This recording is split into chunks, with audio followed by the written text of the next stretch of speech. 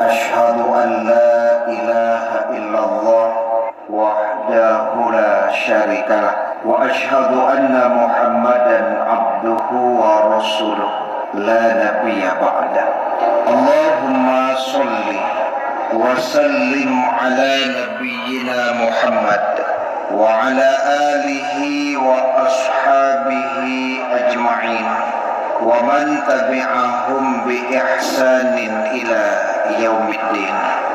قال الله تعالى في القرآن الكريم أعوذ بالله من الشيطان الرجيم بسم الله الرحمن الرحيم يا أيها الذين آمنوا كتب عليكم الصيام كما كتب على الذين من قبلكم la'allakum tattaqun. Wahai orang-orang yang beriman, diwajibkan atasmu berpuasa sebagaimana yang telah diwajibkan atas orang sebelummu agar kamu bertakwa. Surat Al-Baqarah ayat 183. Wa qala Rasulullah sallallahu alaihi wasallam, Rasulullah bersabda, man shoma ramadhana imanan wa ihtisaban ghufira lahu ma taqaddama min dhanbi. Barang siapa yang berpuasa Ramadan dan di riwayat yang lain mendirikan malam Ramadan dengan iman dan ihtisab, maka dosa-dosanya yang lalu akan diampuni Allah. Hadis diriwayatkan Imam Bukhari dan Muslim. Ketua, pengurus dan Bapak Ibu jamaah tarawih yang dirahmati Allah, santriwan dan santriwati yang sama-sama kita banggakan. Alhamdulillah, puji syukur kehadirat Allah Subhanahu wa taala atas limpahan taufik dan hidayah Allah. Ini sudah malam yang ke-6.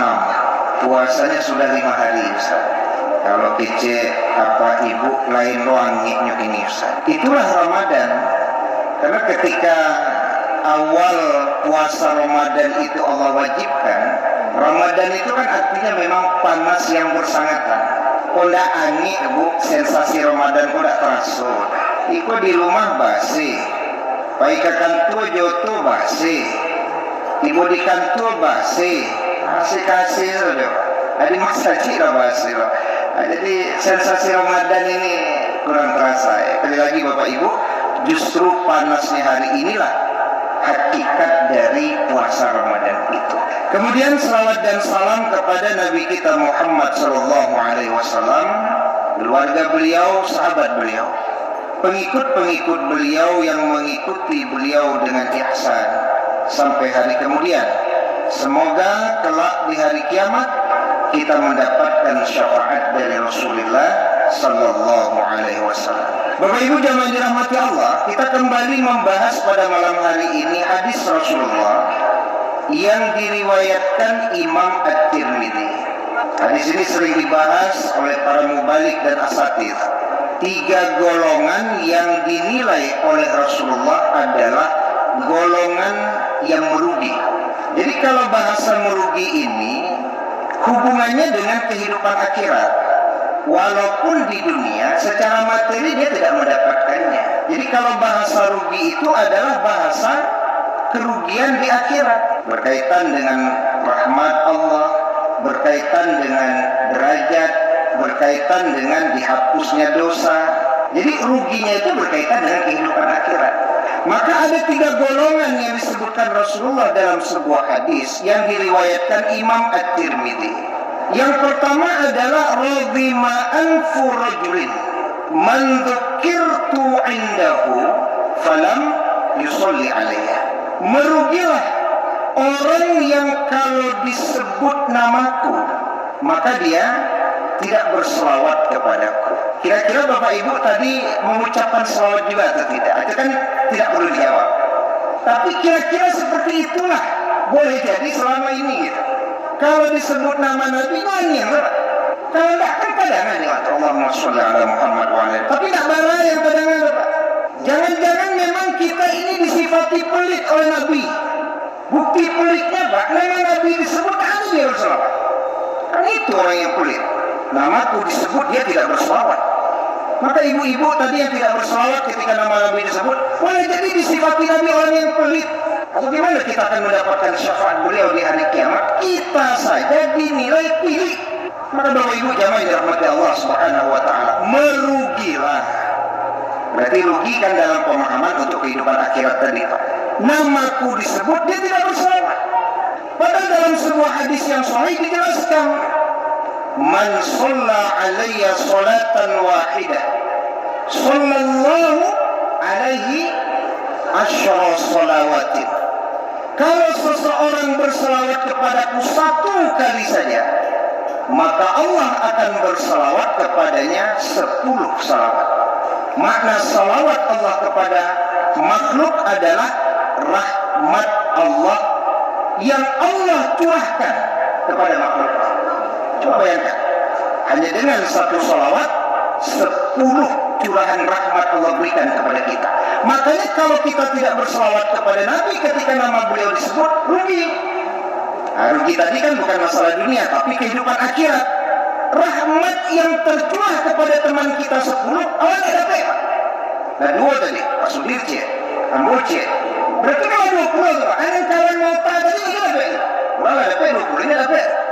Adik mau tadi, ya kan? Dapat rugi kan? Ini maksud rugi tadi itu. Orang mendapatkan puluhan curahan rahmat, dia tidak. Lanjutan hadis itu apa? Wa huttat anhu asyru khataya. Setiap dia berselawat kepada Nabi, 10 kesalahannya itu dihapus oleh Allah. Nah, kalau sudah 2 tadi kan berarti kan sudah 20 kesalahan yang dihapus. Sementara yang tidak berselawat lagi, tidak ada dihapus. Rugi dia, ya kan? Dapat curahan rahmat 10, dihapus dosa 10. Kemudian apa satu lagi? Wa rufi'at lahu asyru darajat. Setiap dia berselawat kepada Nabi, maka diangkat derajatnya 10. Kalau 2 kali tadi kan 20. Jadi Bapak Ibu jamaah yang dirahmati Allah Subhanahu wa taala, maka rugilah orang kalau disebut nama Nabi tapi dia tidak berselawat. Ya, kalau berbicara tentang keutamaan selawat ini sangat banyak Bapak Ibu kisah-kisah. Salah satu kisah itu kisah yang disampaikan Buya Yahya, Pak, yang di Bahjah TV. Beliau pernah bercerita, Pak, bahwa ada seorang yang pekerjaannya reparasi jam, melon jam, yang memang waktunya untuk mendengar kajian itu agak sulit karena kesibukan untuk memperbaiki jam-jam orang yang rusak ini, Pak. Maka dia pernah mendengar ceramah. Ya, walaupun sekali-sekali mendengar ceramah, tapi laki ya kan. Nah, dia awak kan ngacok ceramah kita laki-laki keluar-keluar kan. Ya, apa yang melekat pada dirinya? Salawat itu adalah guru bagi orang yang tidak punya guru. Itu ya Pak. Salawat itu adalah guru bagi orang yang tidak punya guru. Jadi karena kesibukannya reparasi jam, Pak, maka dia rajin bersalawat karena tidak bisa menghadiri acara-acara pengajian. Maka sekali lagi, salawat adalah guru bagi orang yang tidak punya guru. Maka rajinlah dia bersalawat. Ini cerita Buya Yahya, Pak. Alhasil apa yang terjadi? Maka jamaah yang dirahmati Allah Subhanahu wa taala, beliau ini mendapat keberuntungan, bermimpi bertemu dengan Rasulullah. Ya, jadi ternyata dengan rajinnya seseorang berselawat, ada keringat itu bertemu dengan Rasulullah dalam mimpinya. Kemudian ada pelajaran yang diberikan oleh Rasulullah kepadanya. Berusahalah setiap hari dari pagi sampai sore, jangan sampai ada kebencian dan dengki engkau kepada orang lain. Ini pelajaran, Pak, yang didapatkan tukang jam dari Nabi langsung dalam mimpinya. Kalau bermimpi dengan Rasulullah kan mimpi yang tidak bisa dimanipulasi oleh setan gitu. Ini pelajaran. Artinya apa? Dari pagi sampai sore jangan ada kedengkian dan kebencian kita kepada orang lain. Maka ada seorang ahli hadis yang memperbaiki jam kepada tukang jam ini, Pak. Ini cerita Buya. Nah, ketika memperbaiki jam tadi, maka tukang jam tadi bercerita, ya Pak, saya bertemu dengan Rasulullah dalam mimpi, kemudian Rasulullah mengajarkan saya kalimat tadi itu. Jangan ada kedengkian dan kebencian dalam setiap harimu dari pagi sampai sore. Lalu apa pertanyaan ahli hadis tadi? Apa amalan Bapak? Apa amalan Bapak? Kok bisa Bapak bermimpi dengan Rasulullah, dapat pelajaran langsung dari Rasulullah, sementara saya jadi Bapak Ibu yang dirahmati Allah, inilah yang dibahas oleh Habib Umar, Habib Smith, Pak, bahwa bermimpi dengan Rasulullah itu tidak semata-mata karena tingginya ilmu seseorang, Pak. Banyak orang yang tinggi ilmunya sampai sekarang tidak ada mimpi-mimpi sama Rasulullah. Ya, bermimpi dengan Rasulullah itu bukan untuk orang yang ahli ibadah saja, Pak, yang memang giat beribadah. Enggak, banyak juga orang yang giat beribadah tidak pernah dia bermimpi dengan Rasulullah. Maka itu yang disampaikan oleh Habib Umar, Habib Smith, apa? Yang bermimpi dengan Rasulullah itu adalah orang-orang yang memang tingkat kerinduannya kepada Rasulullah itu tinggi. Artinya apa? Boleh jadi Bapak Ibu, ibadah kita luar biasa, ilmu kita luar biasa, tapi kerinduan kita kepada Nabi itu yang rendah. Sehingga memang kita tidak mengalami apa yang dialami oleh orang-orang di sekitar kita itu, Pak. Ilmunya tidak terlalu tinggi, ibadahnya biasa-biasa saja, tapi kenapa dia bisa bermimpi dengan Rasulullah? Jadi jawaban Habib Umar dan Habib Smith apa? Karena kerinduan tadi itu. Kawanku ibadah biasa-biasanya, Pak. Ilmu tidak tinggi-tinggi banget, tapi kalau disabui nama Nabi itu, Pak, langsung sallallahu alaihi wasallam, langsung terbayang Nabi itu, Pak, terbayang deh. Kerinduan itu begitu tinggi. Orang-orang seperti itu biasanya ya, kemudian dalam mimpinya bertemu dengan Rasulullah SAW. Jadi selawat Nabi itu salah satu wujud ya kerinduan kita kepada Rasulullah SAW. Maka Bapak Ibu jamaah dirahmati Allah Subhanahu Wa Taala, rugilah orang ketika nama Nabi disebut tapi dia tidak berselawat kepada Nabi. Mudah-mudahan ke depan kita berusaha. Tapi kalau umpamanya memang nggak tasabui gara-gara ada ciklu kegiatan, kita mohon ampun saja kepada Allah. Tapi ketika kita sanggup untuk mengucapkan selawat, kenapa kemudian kita tidak mengucapkan selawat itu? Saya pernah ditanya, Ustaz, kan Ustaz salaman, orang pakai selawat Nabi. Kecil para ulama selawat saat bersalaman itu tidak ada. Saya katakan saja, saya berselawat karena saya dengar beliau berselawat. Karena Allahumma sholli ala Muhammad. Kamu jawab saya, Pak, Allahumma sholli ala Muhammad. Maka Ustaz mengucapkan salawat, dia mau dengar beliau itu salawat. Karena kan persoalan ketika berselawat itu kan masih ada kontradiktif di kalangan ulama. Ada yang mengatakan boleh, tapi ada yang mengatakan tidak boleh. Tapi kenapa saya berselawat? Sekali lagi, karena beliau yang salaman yang mau berselawat, Pak. Allahumma sholli ala Muhammad. Nanti diam dulu. Nama Nabi disabui diam dulu, Pak. Maka ketika beliau menjabat tangan saya dengan kalimat Allahumma sholli ala Muhammad, ambo jawab Pak, Allahumma sholli ala Muhammad. Karena saya berselawat kepada Nabi, mendengar beliau mengucapkan nama Nabi Muhammad sallallahu alaihi wasallam. Iku Allahumma sholli ala Muhammad yang Pak. Ya kan berarti kan tidak masuk dalam kategori hadis Nabi kita. Sudah disebut nama Nabi, ini diam deh. Harusnya memang membaca selawat. Itu poin yang pertama dulu dari hadis Nabi yang diriwayatkan Imam At-Tirmidzi. Yang kedua apa? Ragima anfu rajulin dakhala alaihi Ramadan summan salaha qabla ayyuk faralah. Merugilah seseorang ketika dia bertemu dengan bulan Ramadan, kemudian bulan Ramadan ini meninggalkan dia, tapi dia tidak mendapatkan ampunan dari Allah. Maka rugi orang itu. Boleh jadi Bapak Ibu ada yang sudah bertemu dengan Ramadan puluhan kali. Kalau umurlah 50, ini Bapak Ibu, nah itu kan kalau dianggap balik di usia 10 kan sampai 10 kali ya Pak bersama Ramadan. Kalau Bapak yang usianya hari ini 70 atau 60 lah kita ambil, kalau balik usia 10 berarti kan sudah ada 50 kali bertemu dengan bulan Ramadan. Kalau ternyata pertemuan dengan bulan Ramadan itu tidak mendatangkan ampunan Allah, rugilah orang itu. Apa ada orang yang bertemu dengan bulan Ramadan tapi tidak dapat ampunan? Ada. Itu hadis yang kita baca di awal tadi Bapak Ibu. Ya kan? Man shoma Ramadana imanan wa ihtisaban ghufira lahu ma taqaddama min dhanbi. Tapi kalau seandainya dia berpuasa tidak dengan iman dan ihtisab, dia tidak akan mendapat ampunan Allah, Pak. Rubba shaim. Berapa banyaknya orang yang berpuasa, laisa lahu min siyamihi ilal ju' wal 'atsy. Tidak ada yang didapatkannya. Berarti kalau tidak ada, Pak, dia tidak dapat pahala. Dia tidak dapat ampunan Allah. Dia tidak dapat keutamaan puasa Ramadan kecuali hanya dua, haus dan lapar saja. Berapa ruginya itu Bapak Ibu? Awak menahan dari pagi sampai sore. Awak menahan selama bulan Ramadan, Pak. Ya siang harinya itu. Tapi tidak dapat ampunan Allah. Karena kalimat Nabi tadi, kam min shaimin, berapa banyaknya orang yang berpuasa, laisa lahu min syami, tidak ada bagi dia. Kalau tidak ada itu Bapak Ibu berarti tidak dapat ampunan. Sekali lagi, tidak dapat pahala, tidak dapat keutamaan, kecuali hanya haus dan lapar. Untung saja Bapak Ibu Ramadan kok sehari-hari Pak.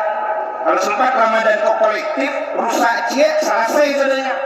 Untung Ramadan itu ada Ramadan pertama, Ramadan kedua, Ramadan ketiga, Ramadan keempat. Kalau Ramadan tadi Ibu sempat bergunjing, itu nilainya kan sudah song tuh. Karena dalam hadis Nabi, 5 hal yang membuat seseorang seolah-olah membukakan puasanya, salah satunya apa? Gunjing. Kalau tadi ternyata bergunjing, semoga besok Ibu tidak bergunjing lagi. Harus ada evaluasi harian Pak dari Ramadan ini. Kalau tadi ternyata kita berdusta, dusta itu kan juga bisa membuat puasa kita menjadi sia-sia. Maka jangan sampai besok diulang lagi dustanya. Maka jadikanlah hari-hari yang sudah kita lalui sebagai bahan evaluasi, supaya kita mendapat ampunan Allah. Maka itu yang saya katakan, kalau sempatlah gara-gara sekali Ramadan Pak, rusak sadanya, habis Pak. Supaya ada ampunan. Sama lah dengan satu kampus Pak, nyumam dia 8 mata kuliah. Cie saja Pak, mata kuliah itu mencontek ketika ujian ke 8 mata kuliah negara. Kok sempat model Ramadan saya Pak. Ya kan, gara-gara hari kedua saya kan mengicu, mengurangi takaran di timbangan, rusak saja Pak. Tapi ternyata pendapat ulama tidak seperti itu. Man shoma Ramadan, yang dinilai Allah itu adalah puasa selama bulan Ramadan. Artinya apa? Maka setiap hari Bapak Ibu introspeksi diri kita, evaluasi puasa kita. Semoga makin ke ujung makin kuat kita terhadap puasa tadi, menjaganya dari yang membatalkan dan juga yang merusak puasa. Semoga kita mendapatkan ampunan Allah. Dan yang terakhir Bapak Ibu jamaah dirahmati Allah Subhanahu wa taala, rogima anfu rajulin, rugilah seseorang, adraka indahu, ketika dia memiliki abawahul kibar, orang yang sudah tua, orang tuanya yang sudah tua, falam yudkhilahul jannah, tapi ternyata keberadaan orang tuanya itu tidak membuatnya masuk ke dalam surga. Maka ini adalah orang yang merugi. Karena harusnya ketika dia memiliki orang tuanya, ya keberadaan orang tuanya membuat dia bisa masuk ke dalam surga. Ya, karena berbaktinya seorang anak kepada orang tua itu mendatangkan ridha Allah. Saya sering sampaikan kepada ibu-ibu, jangan pelit kepada mertua. Kenapa? Karena kebaikan seorang anak kepada orang tuanya, contoh suami ibu baik kepada orang tuanya, jangan-jangan itulah yang menyebabkan hidup ibu keluarga itu menjadi baik hari ini. Rezeki ibu jadi lancar hari ini. Kenapa? Karena suami ibu berbakti kepada orang tuanya. Benar. Suami maji kagaknya berang rumah. Udah dia kemaji kayak setiap suatu awak malah itu. Boleh jadi ibu hidup bagus hari ini. Kenapa? Karena suami ibu itu berbakti sama orang tuanya. Ridallah fi ridal walidain wa suqtullah fi suqtil walidain. Ridha Allah itu terletak pada ridha orang tua, murka Allah terletak pada murka orang tua. Boleh jadi hidup ibu susah hari ini karena memang ibu marah terus kalau suami ngasih kepada bapak kepada ibunya. Mudah-mudahan tidak seperti itu, ya kan? Tapi yang apa itu harus terlalu dipikir, jangan terlalu dipikir lain nanti awak mana betul. Tidak ada nafkah yang diberikan. Nah, jadi jamaah yang adalah penutup dari kajian kita, ketika ada seseorang yang tidak lagi bertemu dengan orang tuanya, maka cara berbakti kepada keduanya salah satunya adalah mendoakan orang tuanya. Sekali lagi, ketika ditanya bagaimana berbakti kepada kedua orang tua yang sudah meninggal, as-salatu alaihima ayyid doa. Coba Bapak Ibu camkan doa yang diajarkan tersebut. Rabbighfirli wali walidayya warhamhuma kama rabbayani shaghira. Itu doa tidak main-main gitu Pak.